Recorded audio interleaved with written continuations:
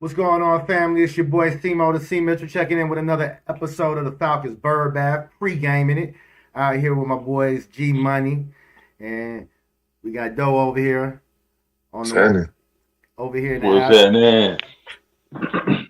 Yeah, man. And real quick, man, before we even start this week, we're gonna get you guys with some injury updates and some thoughts about Michael Penix and the future of the Falcons. But real quick, I just kind of want to give out some of these poll results that we've had so far.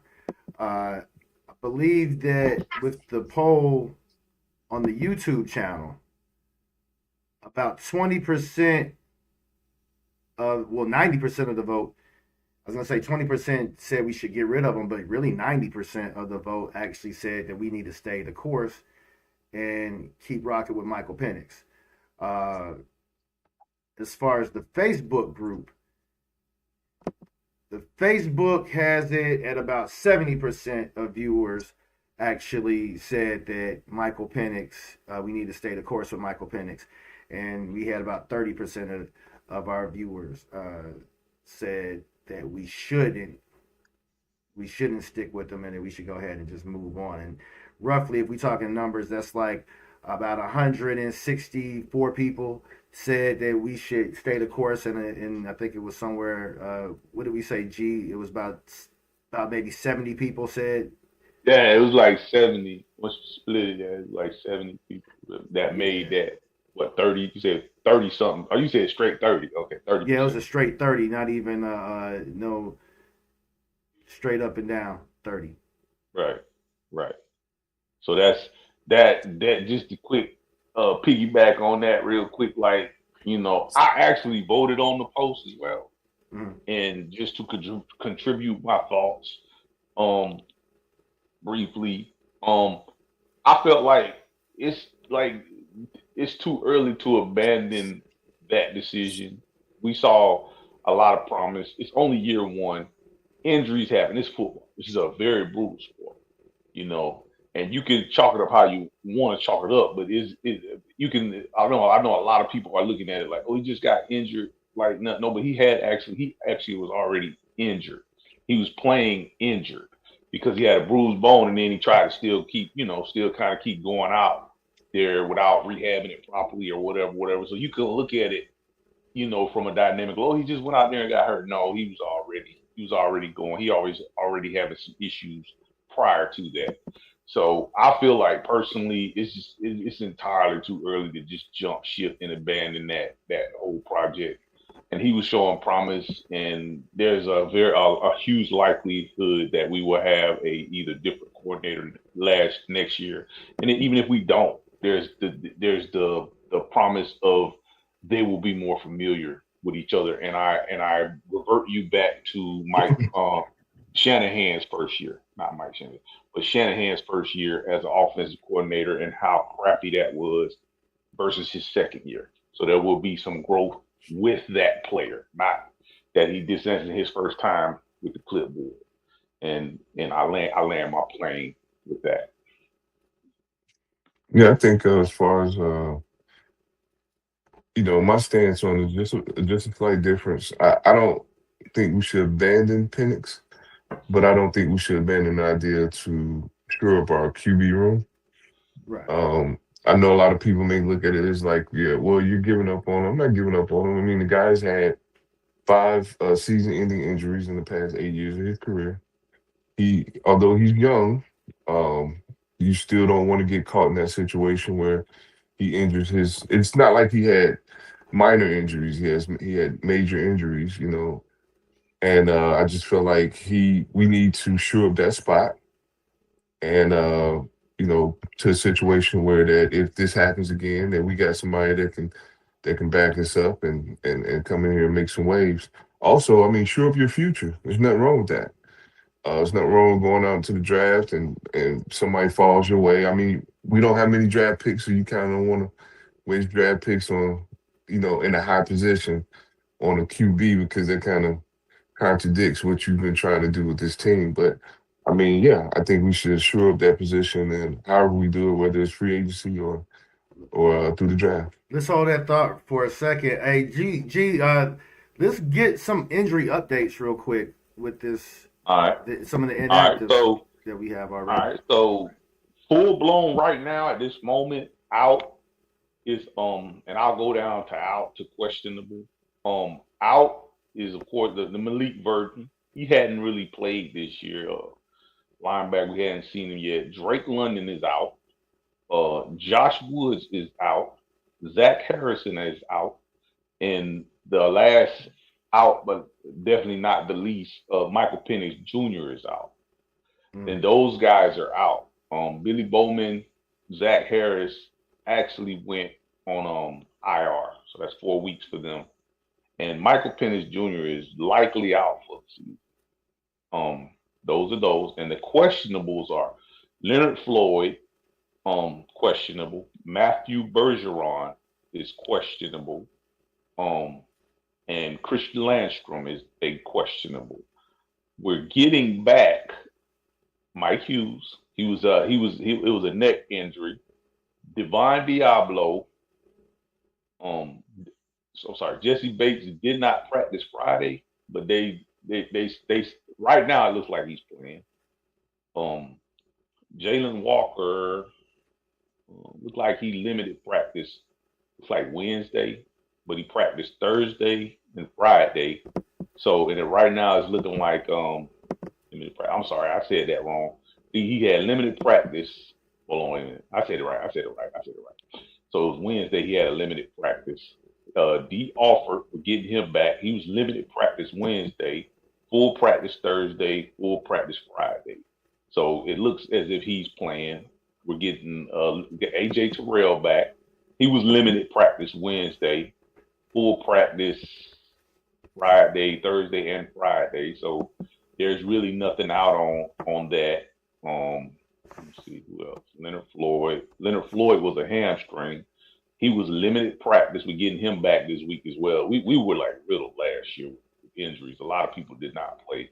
So Leonard Floyd was limited practice Wednesday, limited practice Thursday, did not practice Friday, and he's questionable. That's one of the questionables. And Matthew Bergeron was limited practice all week, full practice Friday, but he's still questionable.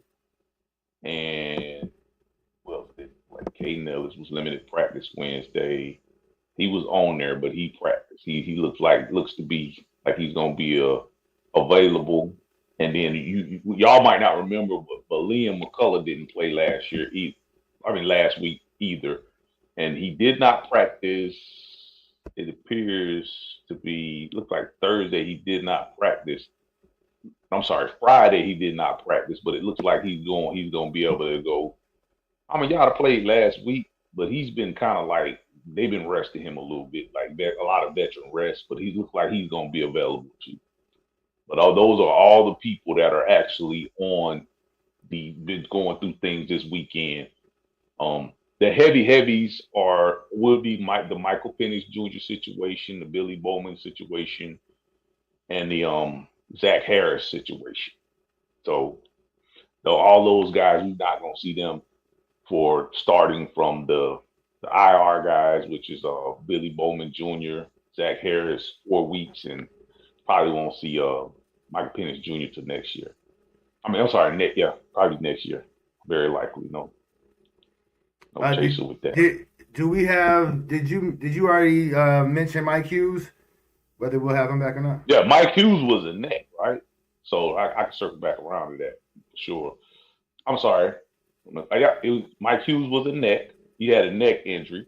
So he had a full practice Wednesday, full practice Thursday, full practice Friday. So we shouldn't have no issue with Mike Hughes. If something pops up, I mean, it's going to have to pop up because it looked like he's going this week. For sure. So with that being said, of course, Bowman going on IR and Harrison, that's huge. They think Bowman those are big knocks. Yeah, they figuring out what that's gonna look like. We'll circle back around to some Penix and some of the team future, and where we could be going potentially in this draft upcoming. I would like to see us actually go ahead and add some wide receiver talent and some. Definitely would like to see us add some cornerbacks. We definitely need more speed out there. We could have used a wide receiver this offseason right now. There's a lot of people who were saying they wanted to see us go after Devontae Adams and some other players as well too. So I hope we don't wind up picking a quarterback in the draft. I think that would be a terrible waste of draft capital. I'd much rather see us go and sign a quarterback who wants to sign a prove it deal, because there's no guarantee that we'll have Penix back in time for the preseason. Even 9 months puts us around August, but we've seen people have setbacks with these type of ACL injuries. The good thing is, he's not a running back or a wide receiver. So, what are y'all thoughts on that? What do you think about? I was talking about Pops earlier about Kyle Trask. He wanted to vomit in his mouth. But that looks like that could be potentially where we wind up going next year. I mean, they just signed him. I know that's a temporary thing, but I wouldn't be against somebody like a Kyler Murray. And this is all gonna be speculative based on what happens in the offseason. But I think Kyler Murray's probably not going to be there in Arizona anymore. Even a Jacoby Brissett. I think you go and try to get you somebody like a Sam Darnold.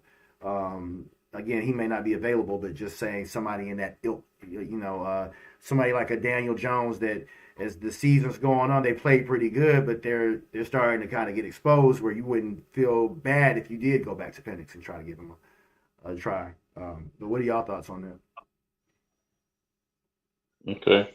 Well, initially, my initial thoughts on that whole overall situation is it goes back to something that Doe was saying a little earlier. So I want to circle back to Doe. And Doe, I want to ask you a question, and I'm glad you kind of had that kind of opposite opinion, because it leads back to the actual poll that was put up. So I heard everything you were saying. So I want to throw this back at you and ask you all right. So you saying okay, understood he had injuries. Penix was speaking of, he had injuries early in his career, and some of it goes back to 2018. I think that was the biggest one, but he's had several different season injuries since then. So my question to you though is moving forward, okay, we got the Kyle Trask situation and everything. So moving forward, how do you think we should advertently address that situation from where we sitting at now with Penix, being in the situation he's in?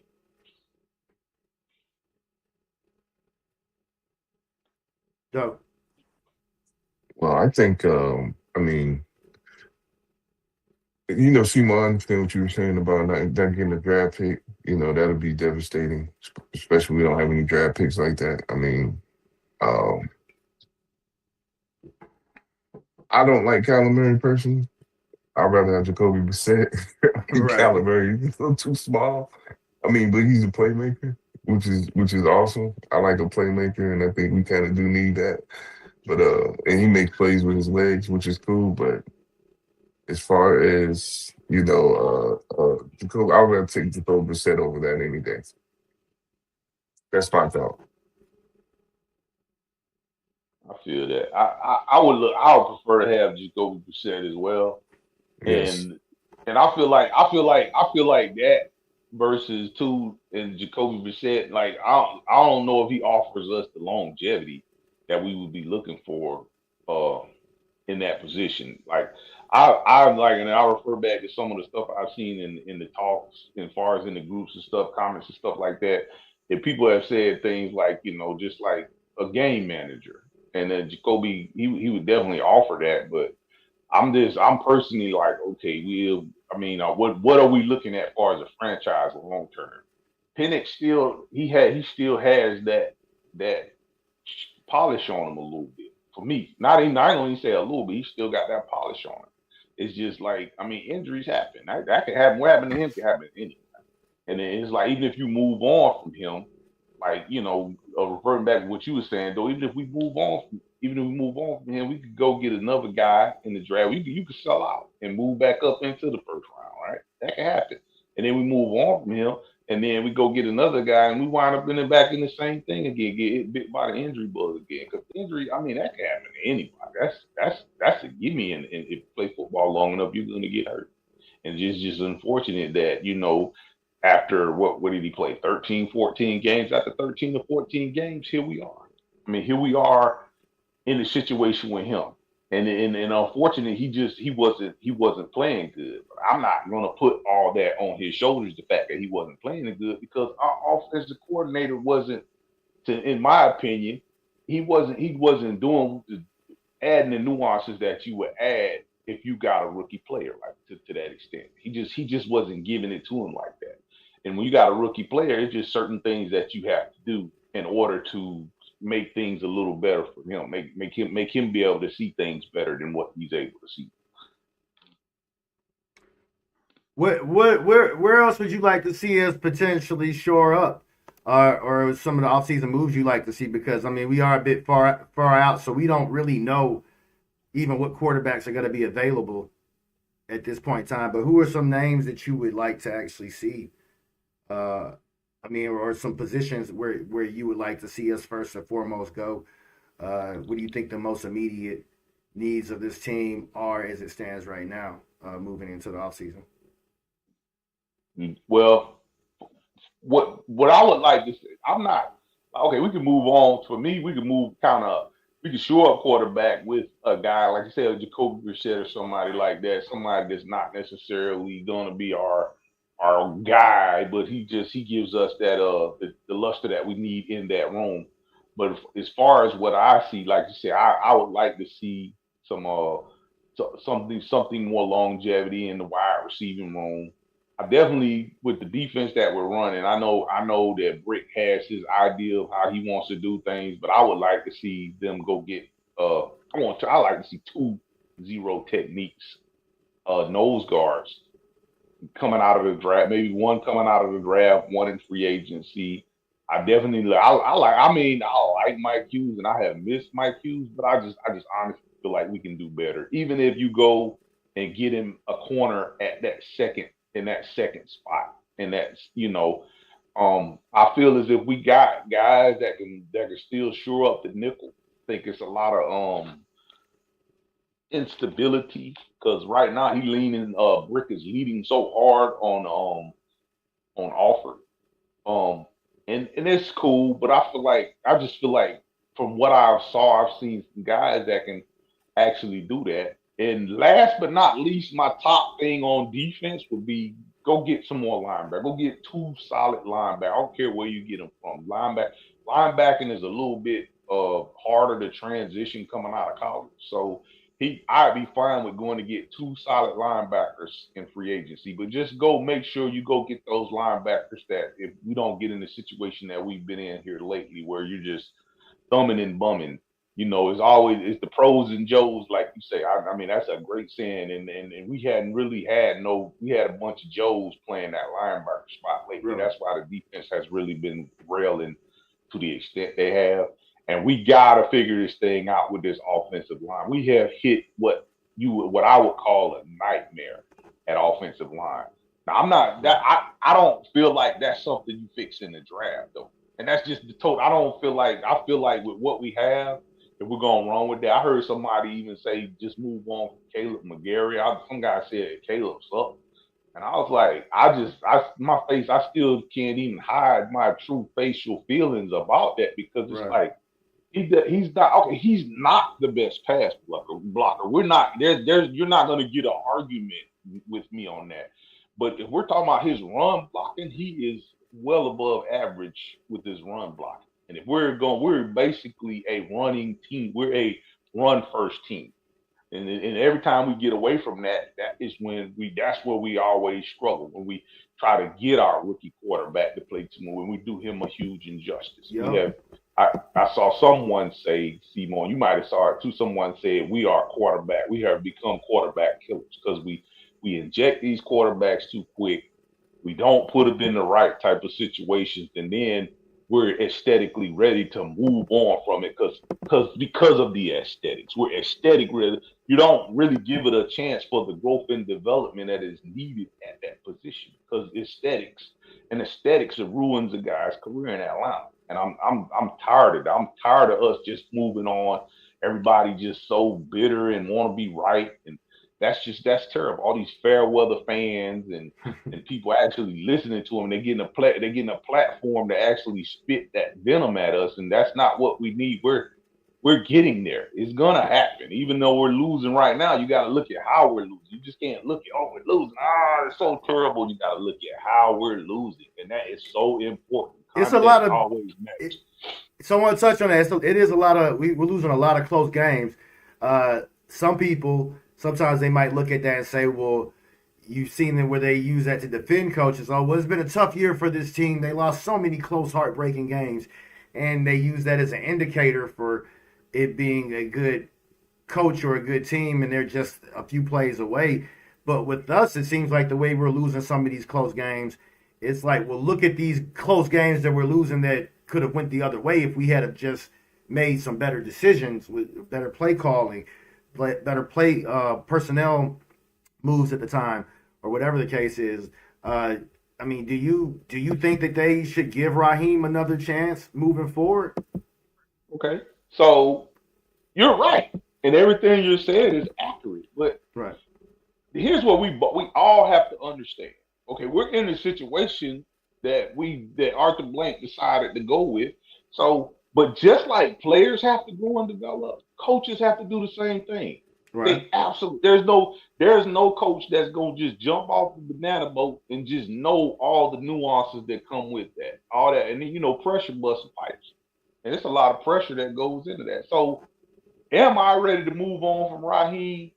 I feel like Raheem has got some growing up to do. Raheem, in my opinion, and I still stand on this hill, his biggest mistake was hiring the wrong people.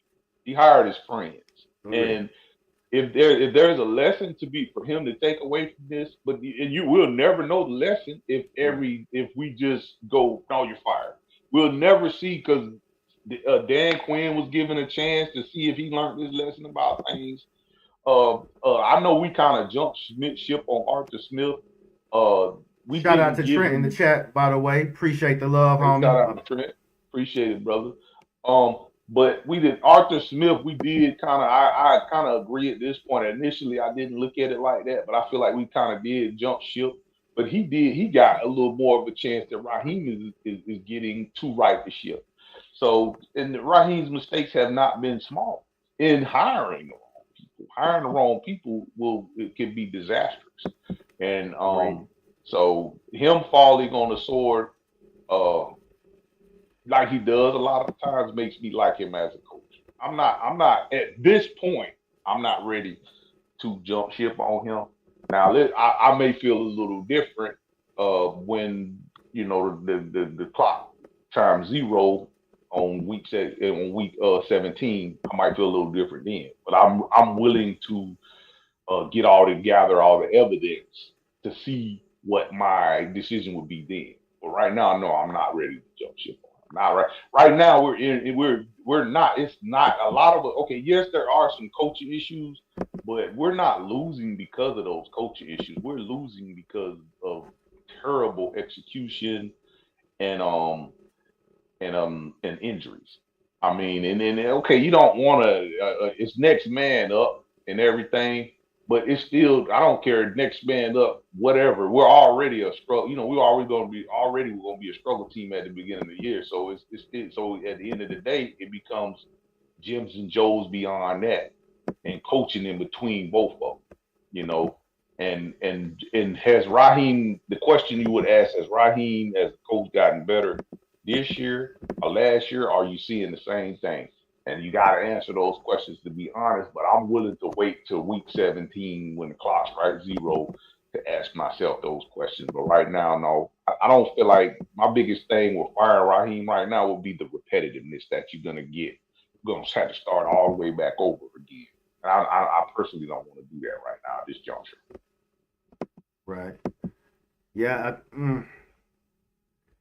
I don't know. I'm kind of mixed a little bit. I guess I Yeah, want. it's right, and you should be. But by you being mixed, honestly, bro, that to me says just wait because we gonna either win 10 games or not. I mean, it's not like no in between that. I mean, it's in between far as wins and losses, but I mean, we here we are. We in a stinky situation right now in this moment. It can get worse, but it also can get better. But we gotta wait. We just gotta see and let's determine at that point. I might get done before that, but with Jimmy Lake, I got done way before week 17. I was done with Jimmy Lake. I was like, yeah, they probably gonna move on, because it was terrible. It got bad.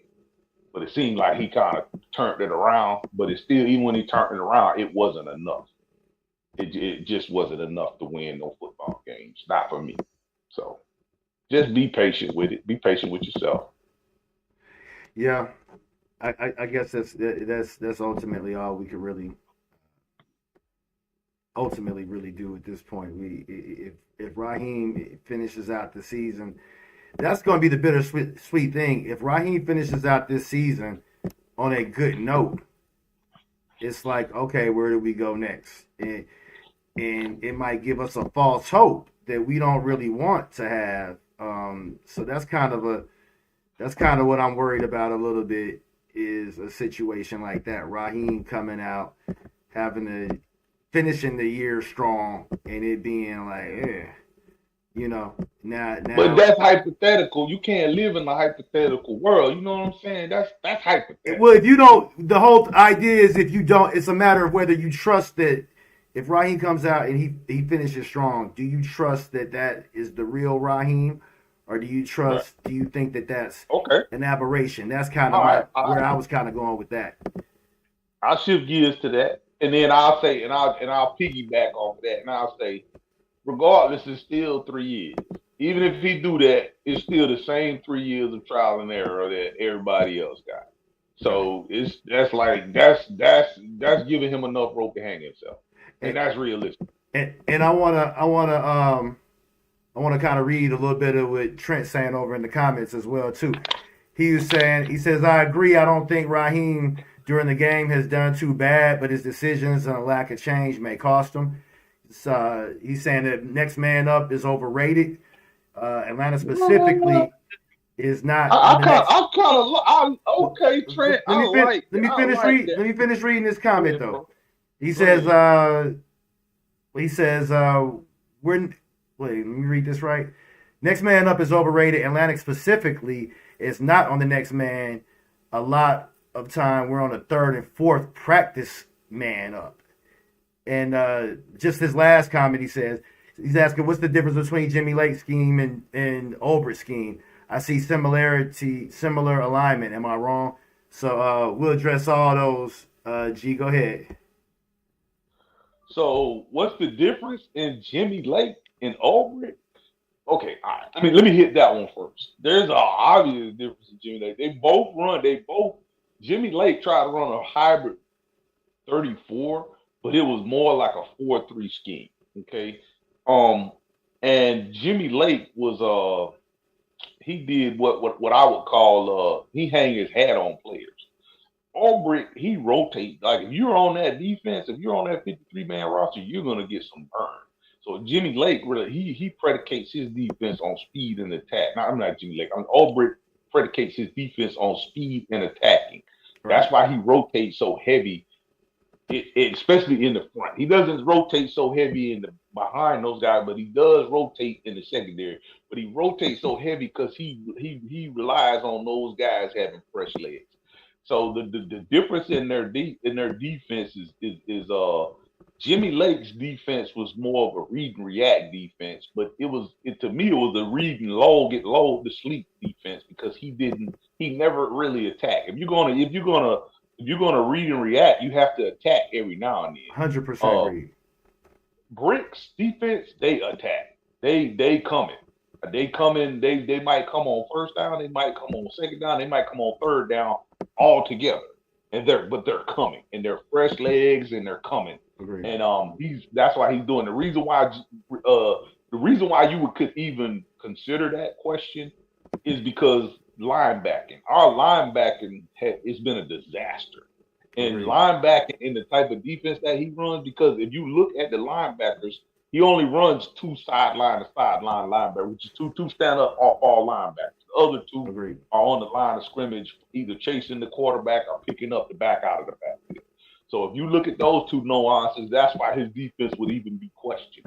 If you have, like I said, the key things, and I put them at the top of that list, go get those two linebackers that play either just as good or maybe one step behind Divine Diablo, and we won't be having that. Will be the number one defense in the league, and that just even that the JPJ and Jalen Walker. You can say what you want to say. Even if we pick number 5 this year, those were the right picks, and those guys are going to do nothing but get better. Trust me. I mean, you ain't got to trust me. Just keep watching. Hey, like that actually is where we need to end up probably this conversation, because we got about 10 minutes before these 1 o'clock games kick off. But that's exactly where I wanted to kind of make sure we spoke on. I've seen people, a few publications have tried to clown us for the trade that we made, going after James Pearce Jr., and that we're going to be giving the Rams a top 10 pick, at least if we keep on the same trajectory we're on.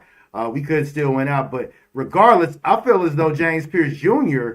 is a sure shot first top 10 pick anyway.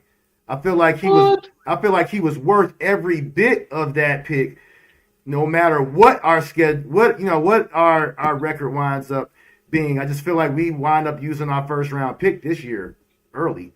Right. That's my thought. I feel like he's been one of the major catalysts for this defense, Absolutely. being nearly as good as it's been so far. Absolutely, in my opinion. Absolutely. And I piggyback off of that, and I say, yes, that's right. And you got to look at it like everybody has this canning inability to not see past what they're looking at right now. You can't just look at what you're looking at right now. Those guys are young. So, okay, the only guys that you can say, okay, we got to look at what we're getting out of him right now is Leonard Floyd, because he was on a 1-year deal, and not to mention he's an older player. Okay? Shout out to Jay Black in the chat as well. Hey, what's up, Jay? So these people that we're talking about, JPJ and Jalen Walker, these kids are coming back. We got to look. We got 5, possibly 6 years that we know they're going to rock. So you got to look at where they started plus traject where they're going to finish. And if you're not doing that, you're being very just disingenuous about the situation. You go get a top 5 pick. To me, in my opinion, draft picks are hugely marginalized, overrated. Because if you're not bringing them in to develop them and understand that they may not hit the ground running and stuff like that, you may get that. But then there's a huge opportunity that you may not. But with people like JPJ and Jalen Walker and people like that, where you are now that we've seen what we got and we know what we're getting, that there's way more value in that than a draft. So that if you're not willing to admit that, like I said, you're just being marginally disingenuous. You're just not being honest with yourself. So that was, to me, that was a no-brainer. And they were gonna already get that guy, and he fell that far. Man, look, go get him, and we'll fix it. The top 8 pick might be a bust. Like serious. Like I mean, like that happens. Yep. I mean, the Julio Jones trade, just to go back to it, we gave up a lot of capital to get Julio Jones, but all of those draft picks wound up kind of panning out to be bust, right, or whatnot. And so I'm not mad at it. If you got a guy there that you are believing, you got to take that guy. And I mean, that even kind of goes back to the thing about Penix too, man. A lot of people were upset that we took Penix, but quarterback right now, I think there's only 5 or 6 teams in this league that have quarterbacks that you can 100% be like, oh yeah, we got us a guy. Maybe there's 7 if you kind of include maybe some of the rookies and stuff, but you don't know that Bo Nix is necessarily going to pan out to be what you were hoping that he was going to be. Drake May looks good right now. Jackson Dart looks good right now, but I mean, we saw how what's the kid's name that's out there? Mac Brown, Trevor Lawrence. Oh, Mac Mac Brown. Jones. Okay. He started out pretty good in New England. He started out bad, then went good, and then went bad, and Oh. now you still don't know what you got in him. Sam Darnold, he's the guy that's turning around. They thought that Geno Smith had finally turned it around, and now he's looking like crap this year. It's just really hard to play quarterback in this league, and you got to make sure you got the right, right whisperer for that quarterback. Bro, Baker Mayfield. Baker Mayfield. I mean, Mm-hmm. listen, they were gonna make him compete with Kyle Trask for the starting position down there in Tampa Bay. Like we You see only what a I'm couple saying? years, removed from that. You So see what I'm saying? You gotta be patient. Yeah, they're so right now. Let's jump ship. I see that it's not working out. Let's do something different. No, Right. man, that's not always the answer. right, Sometimes you gotta sit still. Sometimes you gotta let it happen. Sometimes you gotta let it unfold. That's what happens. And it may be 3 years down the road, and you're like, damn, I'm glad we didn't get rid of him. But you're gonna be like, damn, I ain't glad I ain't get rid of him. And that's what's gonna happen. right.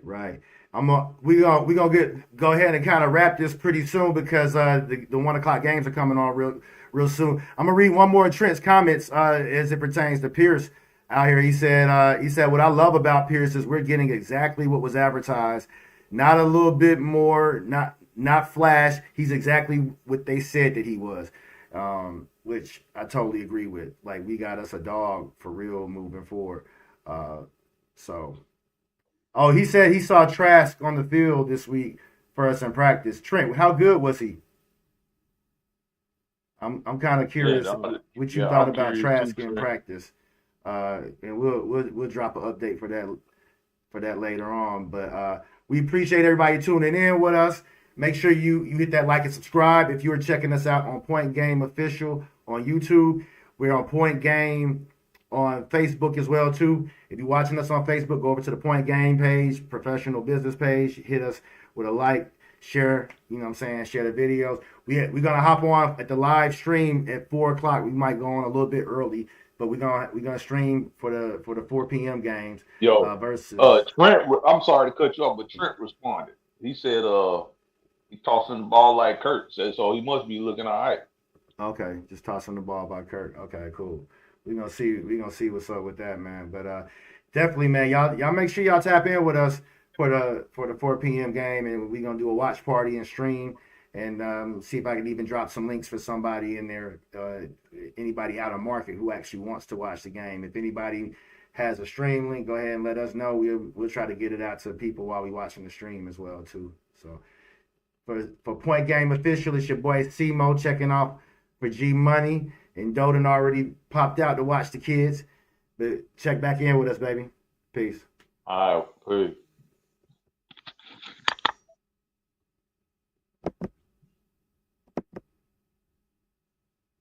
All right, bro. I